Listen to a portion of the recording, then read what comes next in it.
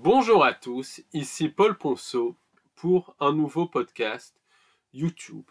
Et dans ce podcast, je vais parler de la matérialisation des peurs et des colères. Mais quand je dis matérialisation, c'est matérialisation au sens propre du terme. Vous allez voir. Mais avant de continuer, je voulais vous annoncer que l'on organise une visite guidée conférence à Paris le dimanche 9 février 2025 sur le thème de la réalité artificielle, de la matrice et des intelligences artificielles. Et on verra que la nature de notre réalité, la nature holographique de notre réalité, mais aussi le fait que notre réalité fonctionne comme une simulation, est encodée dans les différents monuments parisiens et des grandes villes, mais aussi dans l'art. Donc ça va être vraiment une visite hyper intéressante. Donc si ça vous intéresse d'y participer, le lieu de rendez-vous est devant le métro Notre-Dame-des-Champs, ligne 12, au 112 boulevard Raspail, Paris 6e arrondissement, le dimanche 9 février 2025 à 13 h. De toute manière, je mettrai le lien juste en dessous où il y aura le programme complet de la conférence. Le samedi 15 février 2025, de 18 h à 22 h, j'organise un webinaire en direct sur le thème de la dimension cinématographique et son lien avec la magie du chaos. Donc ça, c'est quelque chose qui va aller extrêmement loin. On expliquera comment la magie du chaos est utilisée constamment par les entités non humaines, comment elle est connectée à Hollywood, comment elle est connectée au monde imaginal, au monde des idées. Et on parlera également du blocage des possibilités par ces magies. Comment littéralement le bonheur, la joie peut être faite prisonnier par ces magies du chaos et comment c'est très très utilisé dans le ciblage notamment, mais aussi dans les événements de masse. Donc si ce webinaire vous intéresse, je mettrai le lien juste en dessous de ce podcast pour vous y inscrire. C'est un webinaire en direct avec questions-réponses. Tous nos webinaires sont également disponibles sur notre site librairiedubonheur.com. Et sachez également que tous nos livres sont disponibles sur le site librairiedubonheur.com et sur notre site www.au-delà-de-l'illusion.fr. Je vous rappelle également que fin février, début mars, je vais sortir un 5e livre sur justement la matrice et la nature de la réalité. Donc voilà un petit peu pour les infos. Et maintenant, place au podcast. Alors, ce qu'il faut bien comprendre, c'est qu'on est dans une réalité holographique, une réalité extrêmement dense. Et toutes nos émotions, particulièrement les émotions les plus denses, comme la peur et la colère, vont former des égrégores, autrement dit, des fonds de pensée collectives qui prennent une vie propre et, sous certaines conditions, ces égrégores vont se matérialiser et former des tulpas. Un égrégore formé par une seule personne, c'est une forme pensée. Mais en fait, la différence entre égrégore et forme pensée, c'est qu'une forme pensée s'est formée par plusieurs personnes. Un égrégore, une forme pensée, c'est formé par une personne. Et un égrégore, c'est formé par un groupe de personnes. Mais c'est la même chose. Et certaines formes pensées et certains égrégores vont prendre une forme physique, d'où la notion de tulpa. Certains tulpas sont issus de mèmes, de l'imaginaire collectif, de personnages de fiction. Par exemple, à la visite guidée conférence qu'on a fait donc hier, le dimanche 2 février 2025, on est allé avec le groupe à la cathédrale Notre-Dame de Paris et on a revu l'intérieur de la cathédrale qui a été complètement détourné. Et vraiment, c'est flagrant. C'est devenu un monument complètement inversé, complètement satanique. Et à l'extérieur, on a vu sur la façade des lieux d'apparition du personnage de Quasimodo, où des personnes ont vu apparaître le fantôme de Quasimodo qui escaladait la face de Notre-Dame. Bien évidemment, Quasimodo n'a jamais existé puisque le roman Notre-Dame de Paris est issu de l'imagination de Victor Hugo, mais des gens ont vu son fantôme, des gens dignes de foi. Simplement, il y a un tabou total en France et il faut aller consulter ça dans des sources américaines, puisque en France, c'est le tabou total. Pourtant, des gens ont vu et continuent de voir Quasimodo. Et ça, c'est typique d'un tulpa, d'une forme pensée qui se matérialise, d'une croyance en fait, qui se matérialise et qui prend une vie propre et qui prend une forme physique ou quasi physique. C'est la même chose avec beaucoup d'apparitions religieuses. Certaines apparitions religieuses sont générées par des entités non humaines qui prennent par la technologie la forme d'un personnage religieux, que ce soit la Vierge Marie ou le Christ. D'autres sont connectés à des tulpas, des formes pensées, des égrégores qui se matérialisent et qui prennent la forme d'un personnage religieux. C'est les croyances qui littéralement prennent vie, qui littéralement se matérialisent. Et ça, c'est quelque chose qui est extrêmement fréquent. Il y a des apparitions religieuses qui sont liées à des vrais êtres de lumière, mais elles sont minoritaires. Mais il y en a aussi.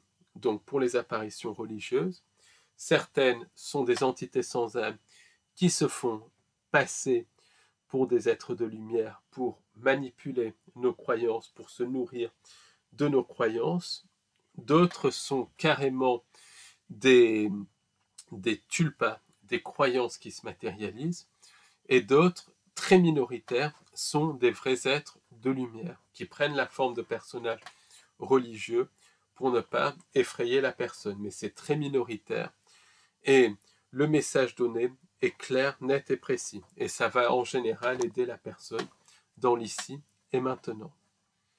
D'autres croyances peuvent aussi se matérialiser, puisque une croyance, et on va voir un petit peu ça dans ce podcast, ou en tout cas une croyance ou une émotion, et on va surtout voir pour les émotions, mais une croyance peut modifier la timeline, la ligne de temps. Et c'est quelque chose qui est vraiment voulu.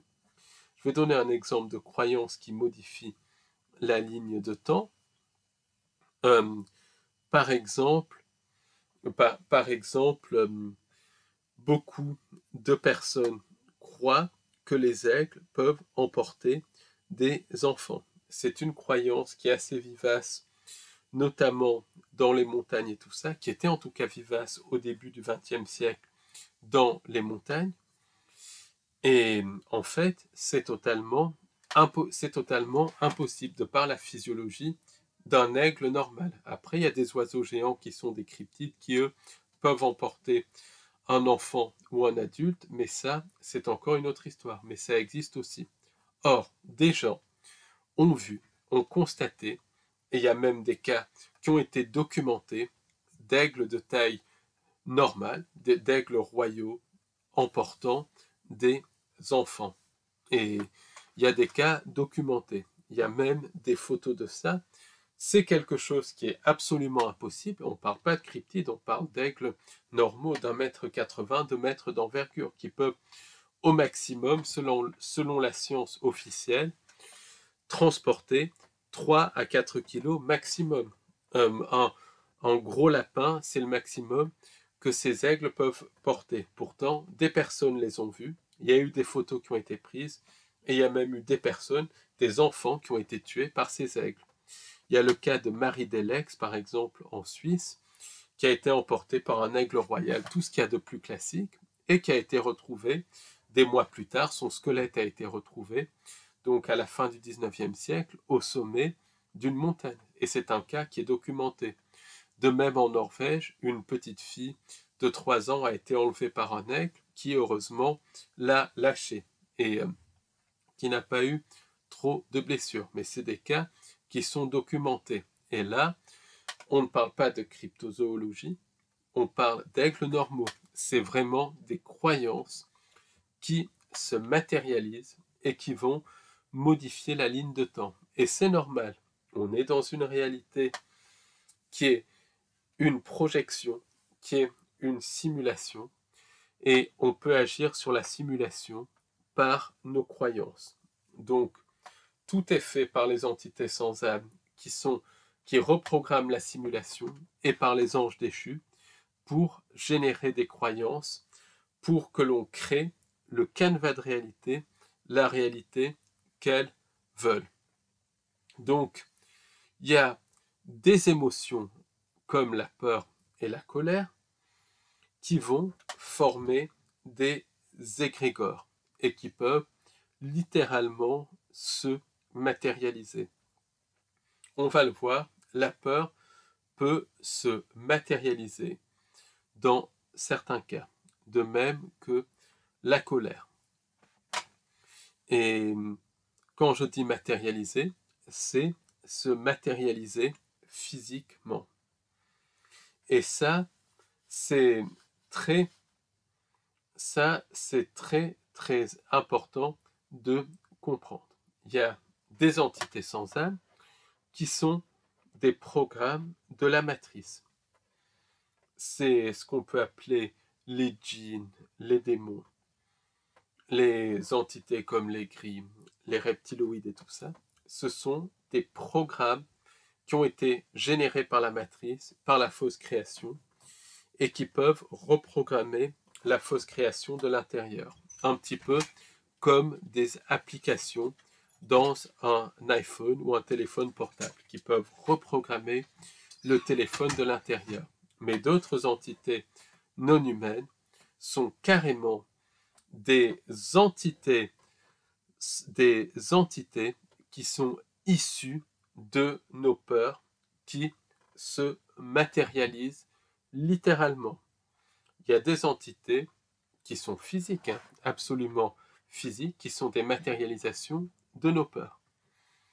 Par exemple, quand il y avait donc la peste pendant les pestilences au XVIe et au XVIIe siècle, donc à la fin de la Tartaria, les personnes voyaient littéralement des entités de type grande faucheuse qui répandaient des gaz toxiques. Ça a été documenté par le chercheur américain William Bramley, qui a un petit peu parlé d'ailleurs de l'historique de ce système de contrôle. C'est un chercheur qui n'a pas tous les paramètres, mais son livre est vraiment intéressant pour commencer.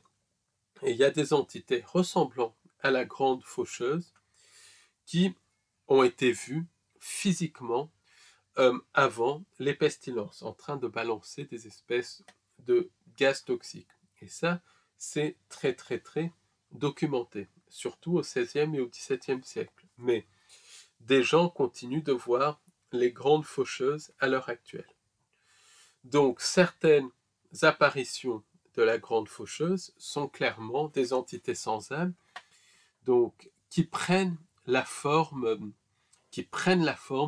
d'entités de la grande faucheuse, qui après tout l'archétype de la mort, la carte 13 du tarot. Mais d'autres apparitions de la grande faucheuse sont très clairement des tulpas, des formes pensées qui sont la matérialisation de la peur, littéralement. D'ailleurs, les bouddhistes le disent que beaucoup de démons sont issus des émotions basses, comme les peurs et les colères, qui se matérialisent. Et il n'y a pas de métaphore, et on parle de matérialisation physique, littéralement, qui nous affecte sur le plan physique, mais aussi sur le plan psychique. Et ça, les bouddhistes en parlent, avant que le bouddhisme soit aussi tronqué. Mais ça va très très loin. Littéralement, les émotions peuvent se matérialiser, se cristalliser dans le monde astral, mais aussi dans le monde physique. Et j'en parlais justement avec quelqu'un qui est dans l'énergie, avec qui on a pris donc un chocolat chaud il y a quelques jours, et on parlait justement de toutes ces émotions qui d'abord se créent dans l'astral, et ensuite peuvent se matérialiser dans le monde physique. Et certaines de ces matérialisations peuvent modifier la réalité, on va y revenir, mais d'autres peuvent être des matérialisations physiques. Par exemple, il y avait un cryptozoologue anglais qui enquêtait sur les serpents de mer dans les années 60, et il avait recueilli le témoignage de marins britanniques qui avaient tiré sur un serpent de mer, donc dans les années 40. Et ils lui ont tiré dessus un énorme serpent de mer, vraiment un grand serpent de mer qui passait devant leur navire, parce que il y a des serpents de mer, je vais y revenir très rapidement.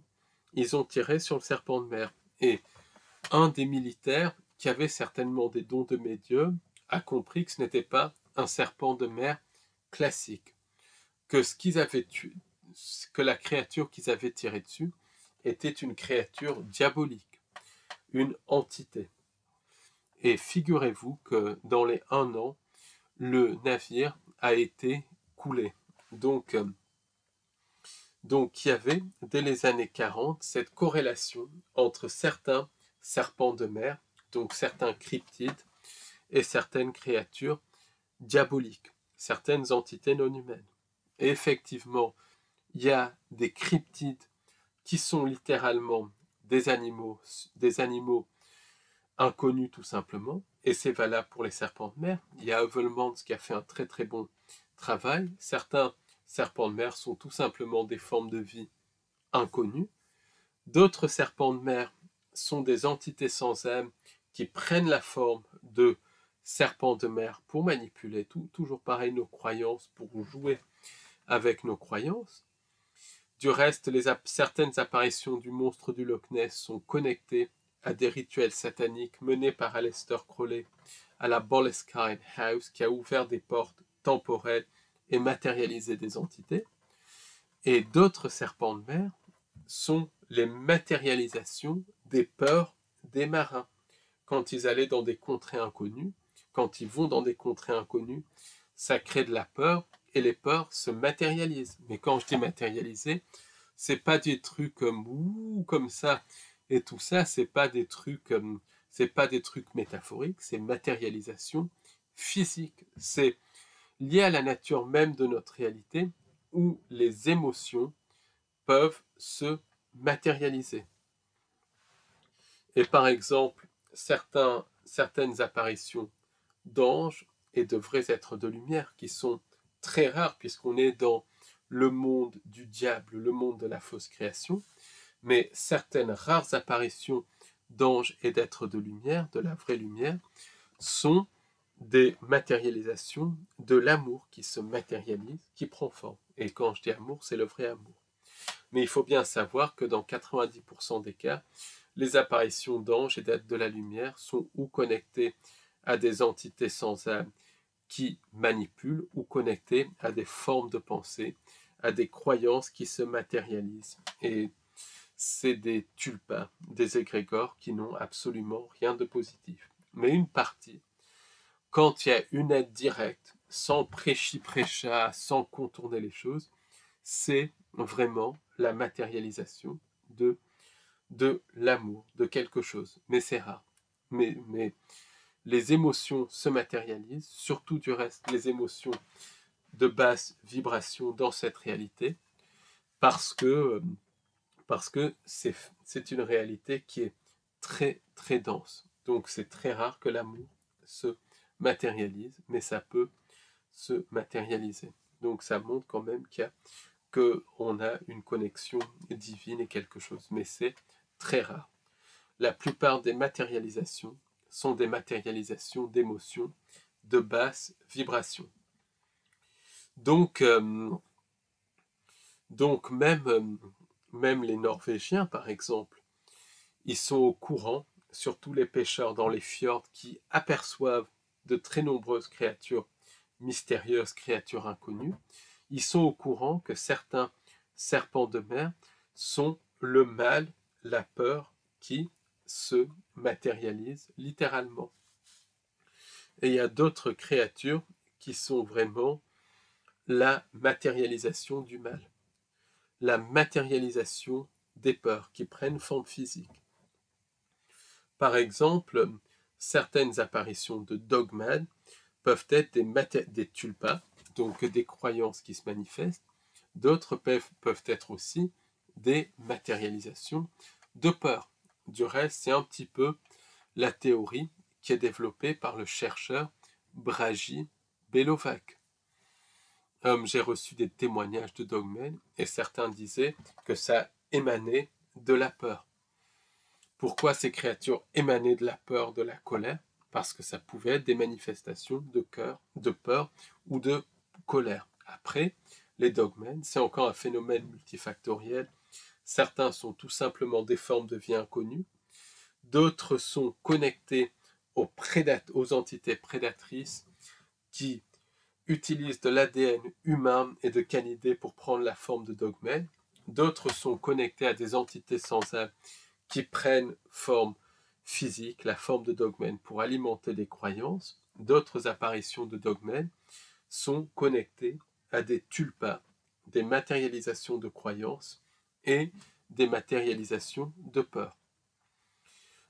Autres entités qui peuvent être aussi des matérialisations de peur, c'est certaines entités des ombres. Par exemple, quand Léna était jeune dans les années 80 au Portugal, elle a aperçu un être des ombres qui rentrait dans sa chambre. Et elle a ressenti une peur absolument énorme. Cette créature, pour Léna, n'était que peur, obscurité. D'autres membres de la famille ont vu ces créatures des ombres et il y avait un ressenti de peur. Et le témoignage de Léna, donc du Portugal des années 80, est corroboré par des témoignages aux États-Unis où beaucoup de personnes qui ont vu des êtres des ombres parlent d'êtres émanant la peur, d'êtres qui sont la peur elle-même et qui provoquent une terreur absolument abjecte. C'est ce qu'explique Mike Ricksecker qui a un petit peu catégorisé tout ça. Il y a des êtres des ombres qui provoquent une peur abjecte. En particulier, il y a une entité aux yeux rouges, donc qui est un être des ombres, donc totalement sombre, plus noir que la nuit, avec des yeux rouges. Et les gens qui voient cet être sont pris d'une peur terrible. C'est un petit peu comme si cet être était vraiment de la peur. Et pourquoi ces êtres font peur? Parce que ça pourrait être des matérialisations de peur littéralement. Certains êtres des ombres pourraient être des matérialisations de peur, qui sont de la peur qui se matérialise et qui se nourrissent de peur et d'énergie vitale. Et on peut émettre l'hypothèse que ces tulpas, ces matérialisations de peur collectives et individuelles, qui peuvent prendre des formes multiples, peuvent sucer, vampiriser l'énergie vitale d'une personne qui les rencontre littéralement. Parce que les tulpas, les formes pensées qui se matérialisent physiquement, vont, pour subsister, se nourrir d'énergie. Et qu'est-ce qu'elles vont prendre? De l'énergie vitale, de l'énergie de peur. Donc elles vont générer des peurs et parfois prendre des énergies vitales. Et quand une personne meurt de peur, est-ce que certaines personnes qui meurent de peur ne sont pas littéralement tuées par ces entités? Ces entités de peur peuvent infester le sommeil et court-circuiter les rêves. Par exemple, l'histoire de Freddy Krueger, donc un film à succès des années 80 et 90, il faut savoir que c'est basé sur des faits réels.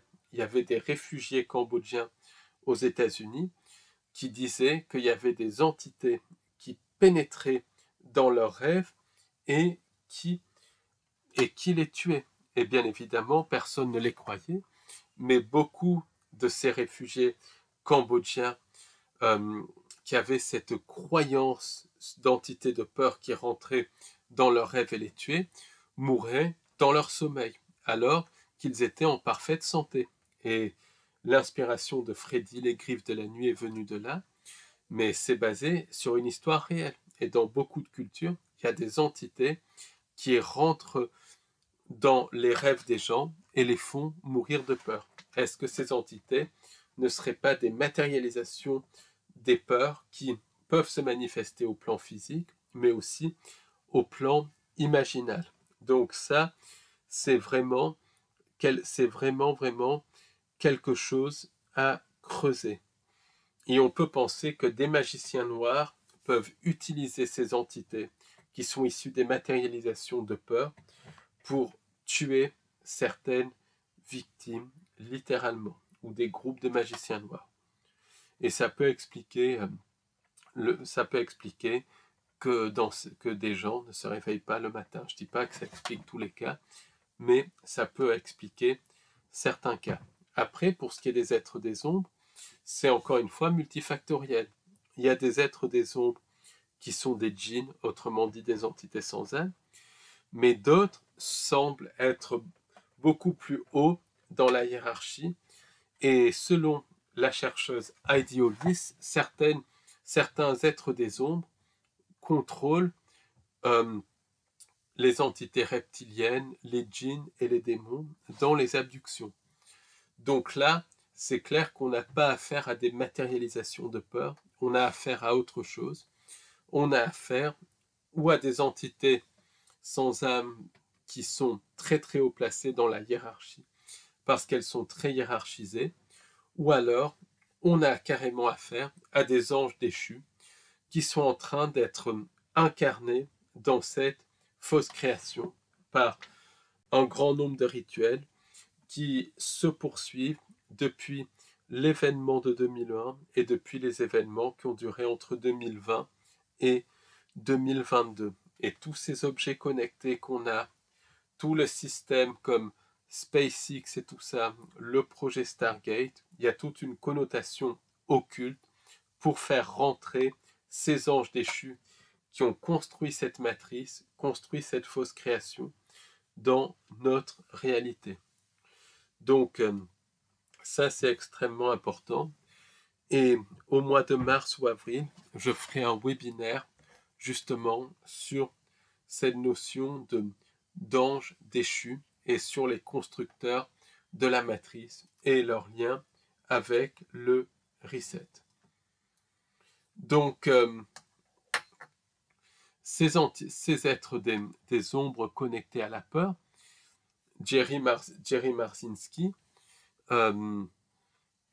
a constaté que de nombreux toxicomanes voyaient des êtres des ombres. Et ce n'était pas l'effet de leur drogue, puisque les différents toxicomanes voyaient des êtres des ombres au même endroit. Et en fait, tous ces produits toxiques, dangereux, ça fait remonter toutes les peurs.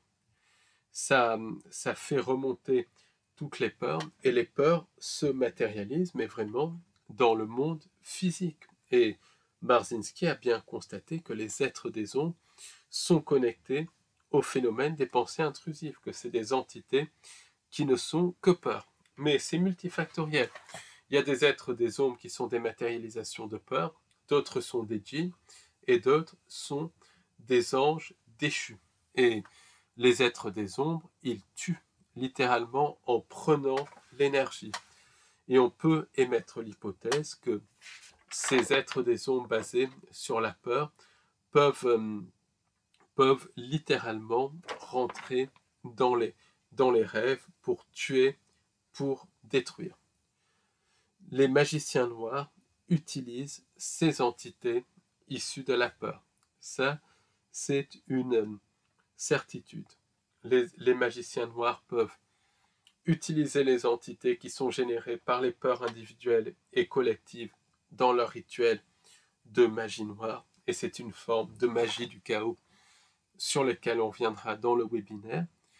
Mais d'autres magiciens noirs peuvent utiliser des entités pour générer via des pensées intrusives des peurs chez des individus, peurs qui deviennent tellement fortes qu'elles forment des égrégores et qu'elles forment des formes pensées, si c'est le cas d'un individu, et ces formes pensées finissent par se matérialiser et former une entité de peur à part entière.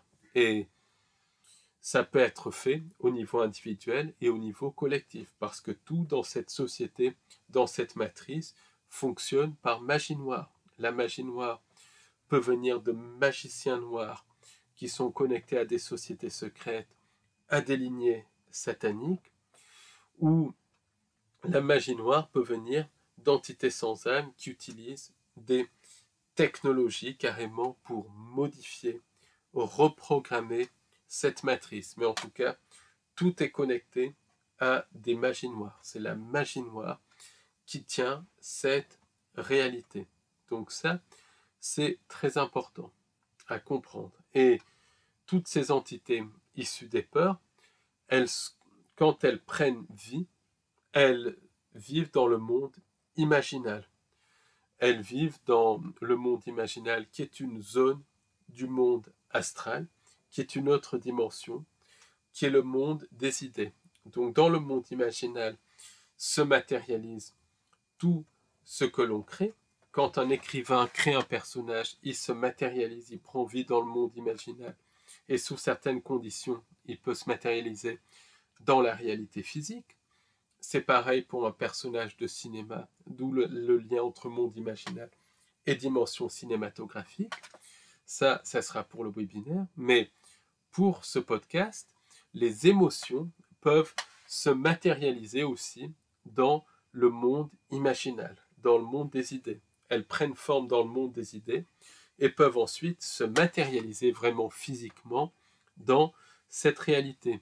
Et les magiciens noirs, les réseaux sataniques, les groupes de magiciens noirs et très probablement aussi les technologies des entités sans âme vont aller chercher ces créatures du monde imaginal ou ces scénarios dans le monde imaginal, parce que on va le voir, les peurs, les colères peuvent générer des scénarios dans le monde imaginal et les utiliser pour reprogrammer les timelines individuelles et collectives.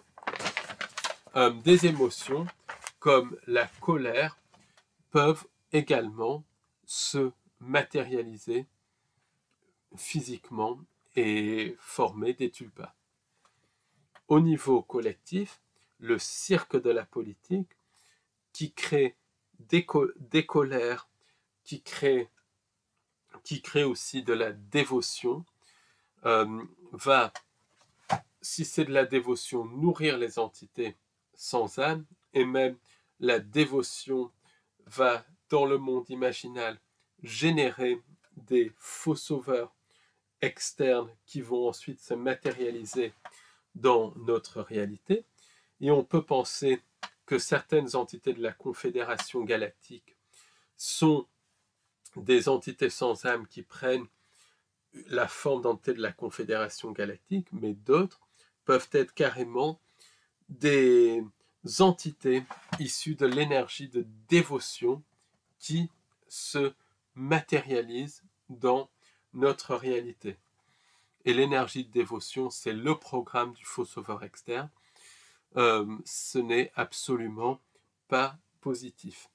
Donc, la politique, ça génère de l'énergie de dévotion qui peut se matérialiser sous la forme de certaines entités, mais aussi de l'énergie de colère qui peut aussi se matérialiser sous la forme de certaines entités. Et ça peut aussi générer carrément des scénarios. Autrement dit, il y a tout le programme il y a tout le programme du cirque de l'actualité qui est déjà programmé dans la structure même de la matrice par les entités sans âme, mais les entités sans âme, via le cirque de la politique, peuvent générer au niveau individuel et au niveau collectif des émotions de type colère ou des émotions de type dévotion qui vont prendre vie, prendre forme dans le monde imaginal, dans le monde des idées, et ces émotions vont se cristalliser, se solidifier sous forme de scénarios qui vont fine-tuner la réalité voulue par les entités sans âme. Par exemple, l'énergie de dévotion ou l'énergie de peur, ça va être utilisé par les entités sans âme pour modifier le scénario qu'elles mettent en place pour leur jeu pervers. Donc on est utilisé pour modifier le scénario des entités sans âme. Nos émotions sont retournées contre nous pour fine-tuner, modifier le scénario des entités sans âme. Elles nous font créer littéralement notre propre prison en matérialisant nos émotions, qui peuvent se matérialiser sous forme d'entités, mais aussi sous forme de scénarios qui se voient dans la pièce de théâtre de l'actualité. Certains de ces scénarios sont des émotions qui se matérialisent dans le monde imaginal, qui par des rituels de magie noire et par la technologie des entités sans âme sont ensuite ramenées dans la timeline pour modifier la timeline. Et le cirque de la politique est là pour générer de la dévotion et de la colère, pour vraiment générer ces formes pensées, ces égrégores qui vont ensuite se matérialiser sous forme d'entités. La colère, la peur, la dévotion se matérialisent, mais aussi sous forme de scénarios dans la réalité individuelle et dans la réalité collective. Donc par exemple, au niveau individuel, les entités sans âme vont, via les pensées intrusives, générer des disputes. Ces disputes créent des émotions comme la tristesse, comme la colère. Ces émotions comme la tristesse, comme la colère, vont prendre forme dans le monde des idées, dans le monde imaginal, et ces émotions peuvent ensuite se matérialiser dans notre réalité, ou sous la forme d'entités carrément.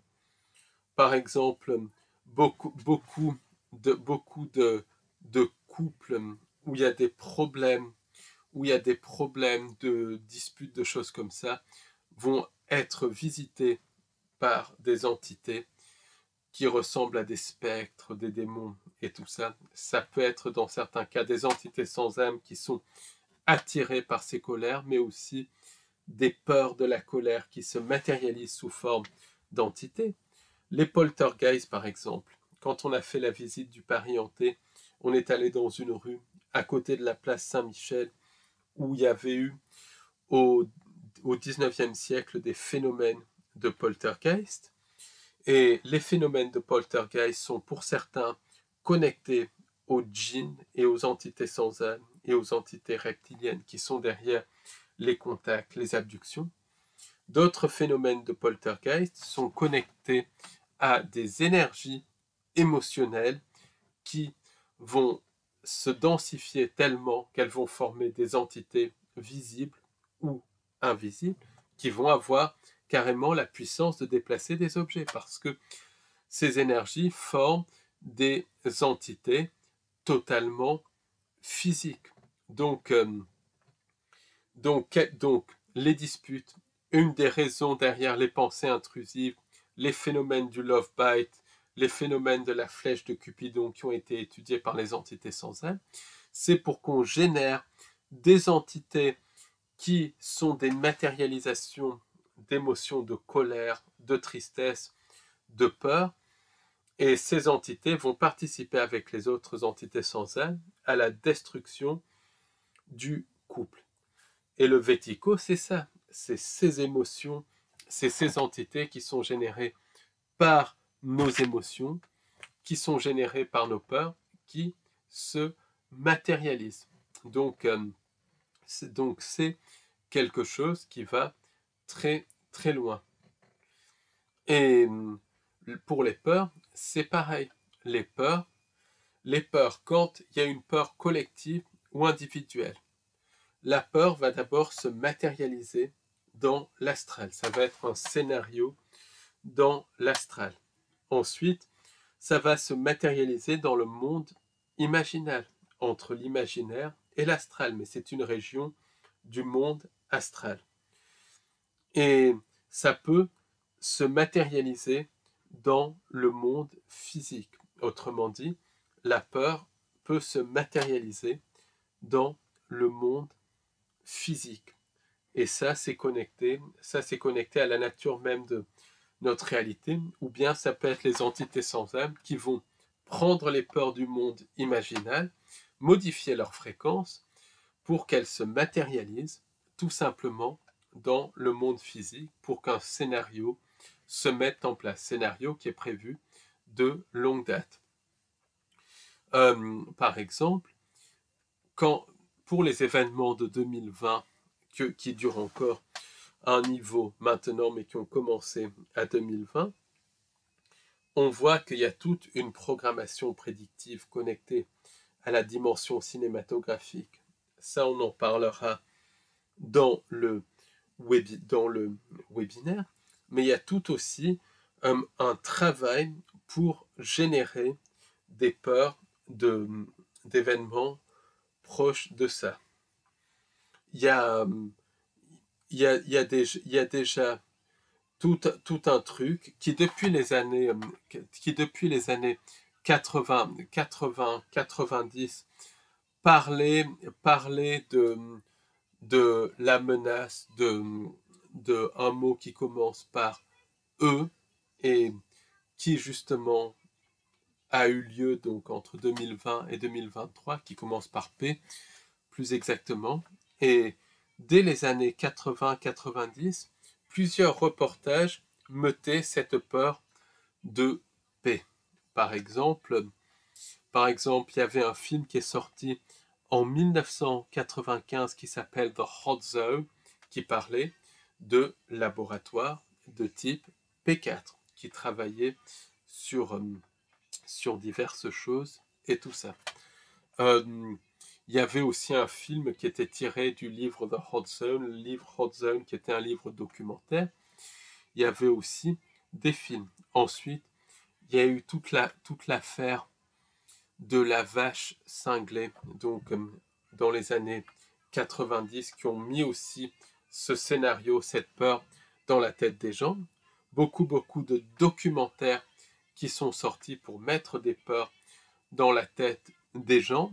Et en 2009-2010, il y a eu des coups d'essai. Et entre 2010 et 2020, beaucoup de documentaires, de choses comme ça, qui mettaient cette peur du mot commençant par P dans l'esprit des gens. Et ça va, et c'est très, très sournois. C'est un travail qui agit sur les peurs les plus profondes, individuelles et collectives, pour générer un égrégore qui ensuite finit par se matérialiser et qui ensuite peut être utilisé par les entités sans âme pour modifier la réalité physique. Le scénario peut se matérialiser dans la réalité physique. Par exemple, pour l'événement de 2001 aussi, toute la peur du scénario officiel de l'événement de 2001 avait été développée dans les années 90 par la dimension cinématographique avec des films de Bruce Willis et tout ça, et d'autres acteurs qui parlaient de ce genre d'événement ou ce genre de scénario. Beaucoup de reportages qui parlaient du lampiste qui vivait, soi-disant, après c'est tout bidon, terré dans des grottes, dans certains pays, mais il y avait tout ça dès les années 90. Toute cette peur était montée pour justement créer, matérialiser cette peur dans le monde imaginaire, et ensuite pour que le scénario de cette peur se matérialise dans le monde physique. Et les entités peuvent aussi, par les pensées intrusives, puisque 10 à 95% de nos pensées viennent des entités non humaines, les entités peuvent, par des pensées intrusives, nous mettre des peurs dans notre esprit, des peurs dans notre subconscient, de manière, et ça c'est très très important à le comprendre, de manière à générer déjà des émotions de peur, mais aussi pour que ces peurs se génèrent une forme pensée, puisque c'est au niveau individuel, que cette forme pensée se cristallise dans le monde imaginaire, et pour que les entités sans âme implantent cette peur physiquement dans le monde physique, dans le chemin de vie. Et je vais donner un exemple très précis. Donc, mon oncle est mort d'un cancer relativement jeune, il avait une quarantaine d'années, et avant que mon oncle meure, la plus grande peur de ma grand-mère, et ça je me rappelle, elle me le disait quand j'étais petit, c'était que ses enfants meurent avant elle. Et c'était vraiment une énorme peur. Donc, elle en parlait même à beaucoup de monde et tout. Donc, cette peur, elle l'avait au fond d'elle. Et les peurs, c'est pas naturel. Ça vient bien évidemment de traumatismes, de choses comme ça, mais ça vient aussi d'entités non humaines qui vont accentuer les peurs, accentuer les traumatismes par les pensées intrusives. Donc, ma grand-mère avait ces peurs qui venaient probablement de traumas, de vécu, parce qu'elle a vécu pendant la Seconde Guerre mondiale et tout ça. Après, ça vient d'entités sans âme qui balancent encore plus de pensées intrusives, de peurs. Les peurs ensuite se matérialisent dans le monde astral et elles finissent par se cristalliser dans le monde imaginal. Et les entités sans âme peuvent, parce qu'elles jouent avec nous, les mettre, les implanter dans le chemin de vie pour modifier un petit peu le chemin de vie. Parce qu'elles sont sadiques, elles aiment bien modifier le chemin de vie, manifester les peurs individuelles les plus profondes. Et dans le chemin de vie de ma grand-mère, la peur, c'est vraiment manifesté littéralement. Ça s'est manifesté physiquement dans son chemin de vie. Et ça, les entités génèrent des peurs pour manifester les peurs dans le chemin de vie, littéralement.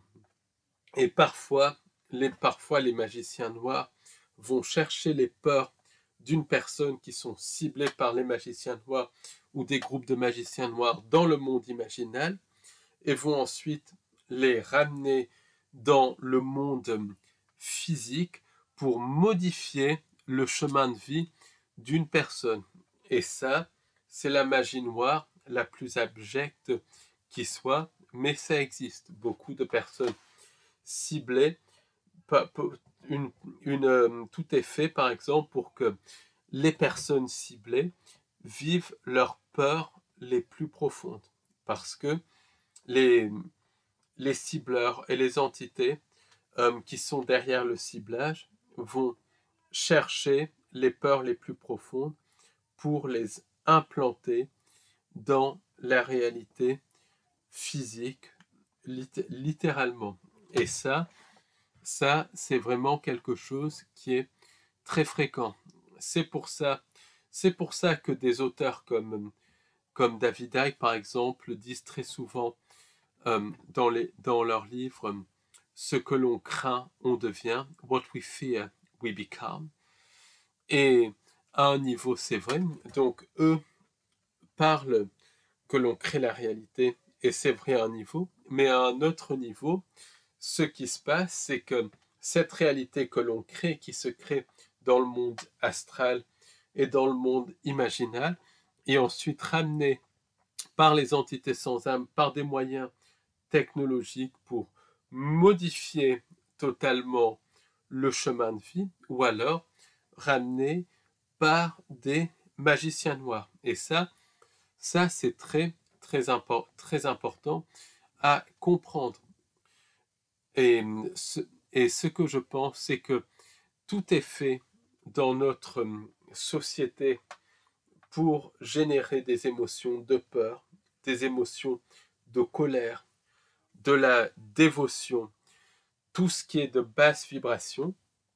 Et ça, on le voit dans le cirque de l'actualité, dans le cirque de la politique. On le voit un petit peu aussi dans la culture populaire. Même toute cette dévotion vis-à-vis de stars et tout ça, ça génère de l'énergie de dévotion. Tout est fait aussi pour générer des peurs dans le quotidien, de la colère dans le quotidien. Le programme du faux sauveur externe dans le quotidien via les pensées intrusives, par exemple. Les pensées intrusives, quand elles attaquent les entités derrière les pensées intrusives, elles créent des disputes au sein des couples, au sein des groupes d'amis, au sein des familles. Elles créent aussi, si la personne est seule, des peurs qui apparaissent, dont on ne sait où en fait, c'est les entités sans âme. Tout est fait, et les entités sans âme, elles créent aussi des pensées de dévotion. Donc tout est bon pour activer le programme du faux sauveur externe. C'est pour ça qu'il y a par exemple toute cette dévotion pour Donald le canard et Elon le parfum, alors que quand on voit, voilà, on sait ce qu'il y a derrière et tout, on sait que ce ne sont pas des humains, on sait que ce sont des satanistes. Mais pourquoi il y a toute cette dévotion?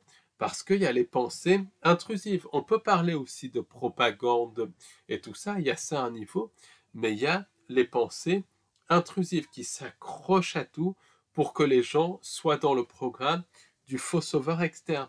Et toutes ces énergies de peur, de colère, de dévotion, toutes ces énergies de basse vibration vont se matérialiser dans le monde astral et dans le monde imaginal, et sous certaines conditions vont se matérialiser physiquement.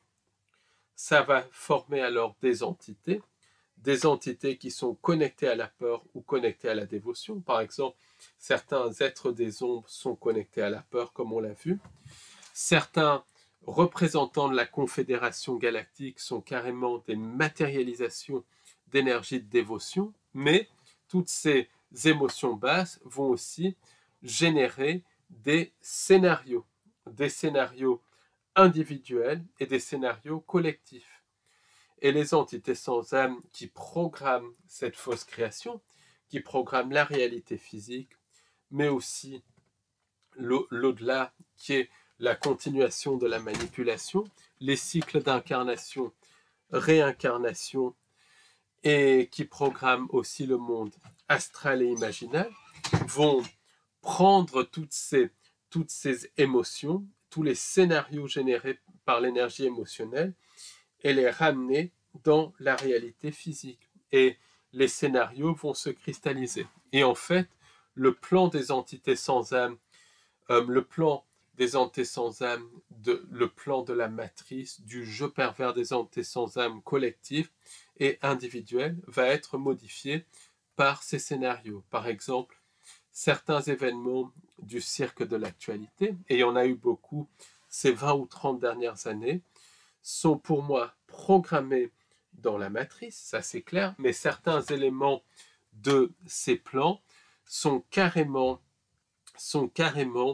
issus de ce monde imaginal et sont liés à des matérialisations de peur qui ont été mises en place par les entités sans âme.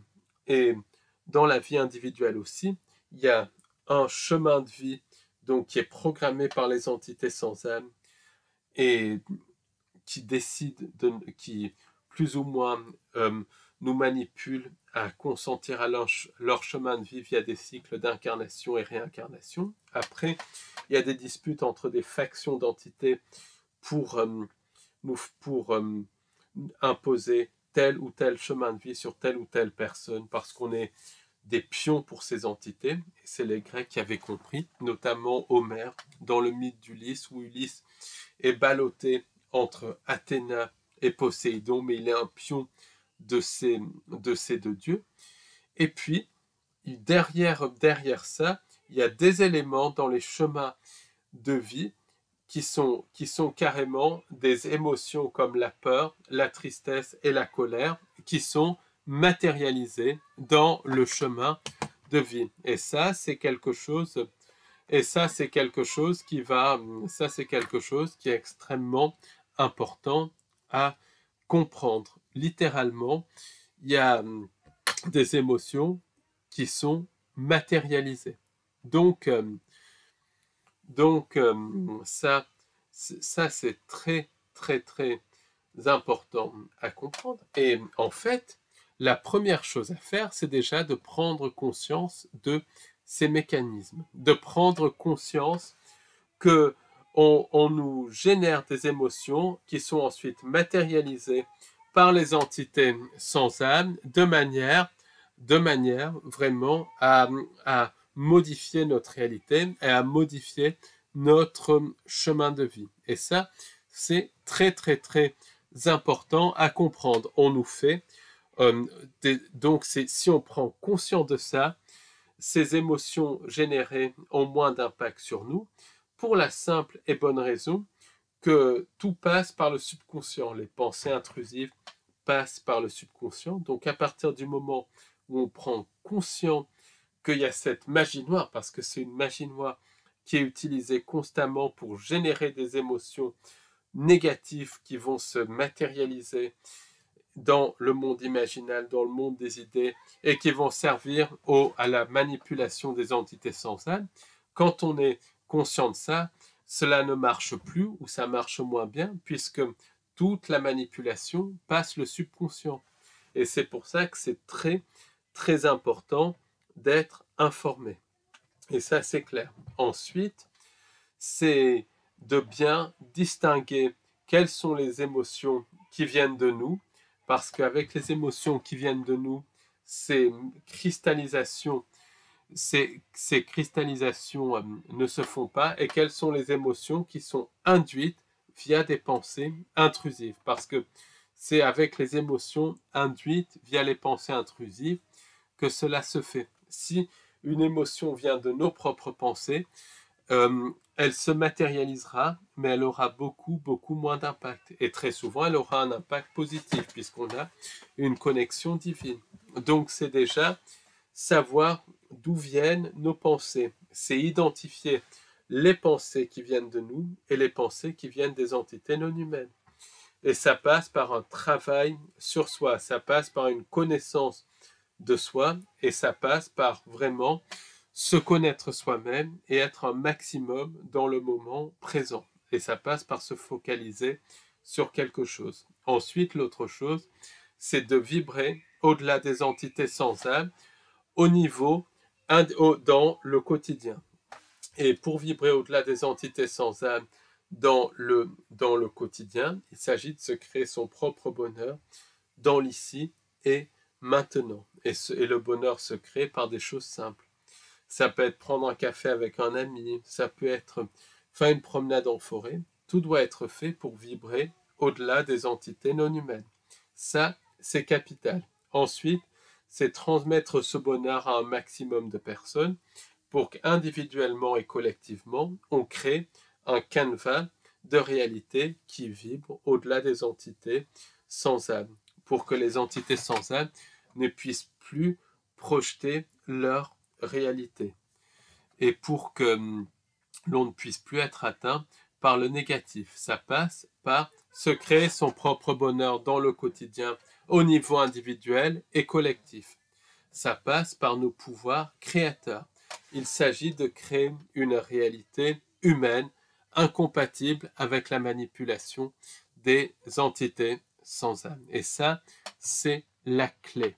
C'est nos pouvoirs créateurs pour créer une réalité qui vibre au-delà des entités sans âme.